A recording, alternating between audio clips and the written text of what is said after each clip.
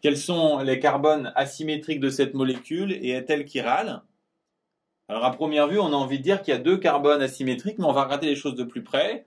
Alors tout d'abord, il y a un carbone ici, il porte 3 branches hydrogènes, donc il n'est pas asymétrique.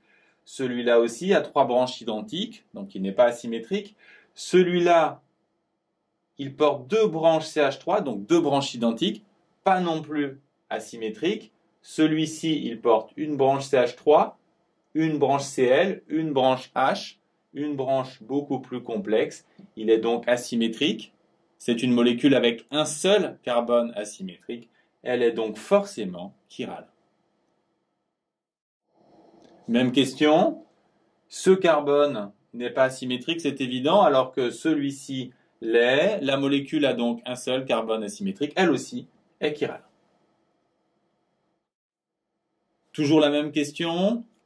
Alors on a ici 2 carbones trivalents. Ils n'ont que 3 branches, donc de toute façon ils ne peuvent pas être asymétriques. Tout comme CH3 qui a 3 branches hydrogène, lui non plus n'est pas asymétrique. Donc c'est une molécule qui n'a aucun carbone asymétrique. On va donc, pour savoir si elle est chirale, dessiner son image dans un miroir. Et on s'aperçoit que si on retourne la molécule, on retombe sur celle de départ. En fait, on retombe forcément dessus parce qu'il n'y a aucune branche vers l'avant ou vers l'arrière. La molécule est achirale.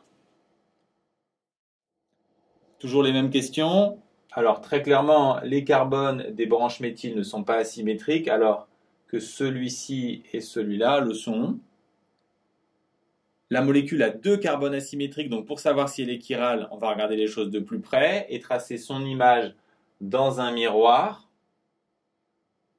Ensuite, pour voir si elles sont identiques, on va retourner celle-ci afin que les branches en bas soient identiques. Le Cl va passer là, le CH3 ici. Vous devez savoir maintenant que la branche qui est en avant ici, méthyle, va se retrouver en arrière. Donc les branches en haut à gauche seront différentes. La molécule et son image dans le miroir sont différentes. Donc la molécule est chirale. Carbone asymétrique. Non, non, oui, oui. Pas de souci. Maintenant, la molécule est-elle chirale? Il y a 2 carbones, donc on va regarder son image dans le miroir. Comme d'habitude, on va la retourner, ce qui va nous envoyer le H ici. Le CH3 est là. Le CH3 qui est devant va arriver derrière. Et on a envie de répondre qu'elles sont différentes et donc que la molécule est chirale. Mais en fait, c'est plus compliqué. Ici, ce qui est très particulier, c'est que les 3 branches à gauche et à droite ont les mêmes éléments, ce qui fait que si on fait tourner les branches de l'image, on va pouvoir retomber sur la configuration ici qu'on a à gauche. Regardons comment. En fait, on va envoyer le H à la place du CH3, le CH3 à la place du Cl et le Cl à la place du H pour retrouver cette configuration.